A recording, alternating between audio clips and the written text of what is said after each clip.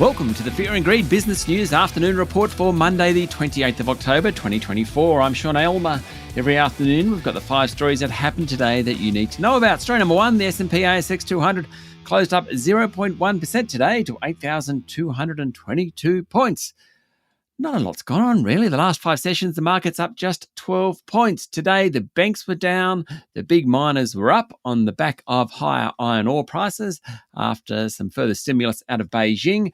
Wesfarmers had a good day. ResMed and Xero were other good performers. On the flip side, CSL, Goodman, Woodside and QBE all underperformed. But I've got to say, not a huge amount going on. Story number 2, Federal Treasurer Jim Chalmers is set to crack down on poker machine manufacturers being given a tax concession for research and development. Figures from the Australian Tax Office show millions of dollars flowing to the Pokie manufacturers. Now, R&D is an expense. It's also a tax deduction. That's for all corporates. Dr. Chalmers, though, isn't quite sure whether the Pokies should be getting one. He said it's problematic for taxpayers' money to fund R&D for poker machines.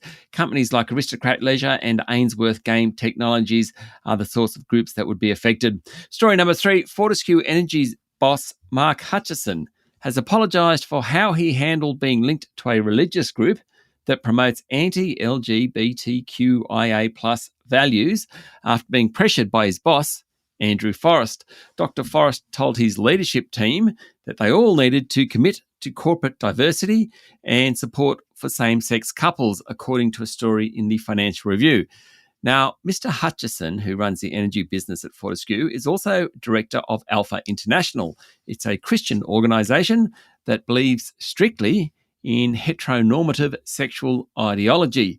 Mr. Hutchison on Sunday night apologised, declaring his support for sexual equality, same-sex relationships, and the value of the LGBTQIA plus community.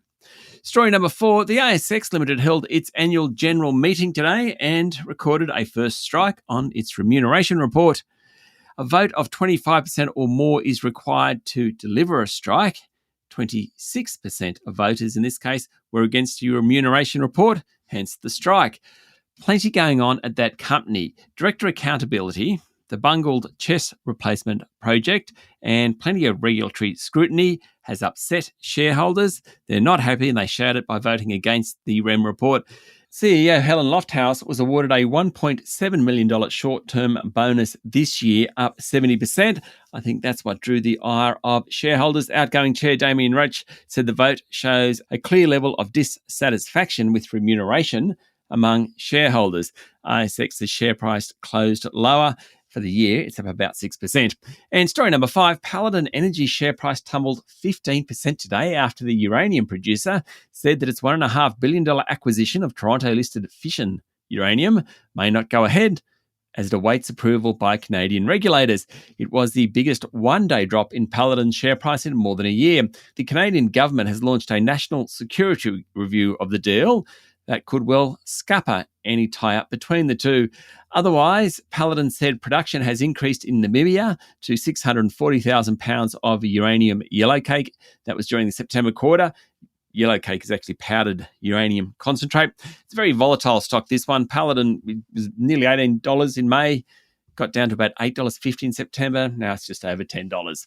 That's it for the afternoon report for Monday, the 28th of October, 2024. Don't forget to hit follow on the podcast and find Fear and Greed on LinkedIn, Instagram, X, TikTok, and Facebook.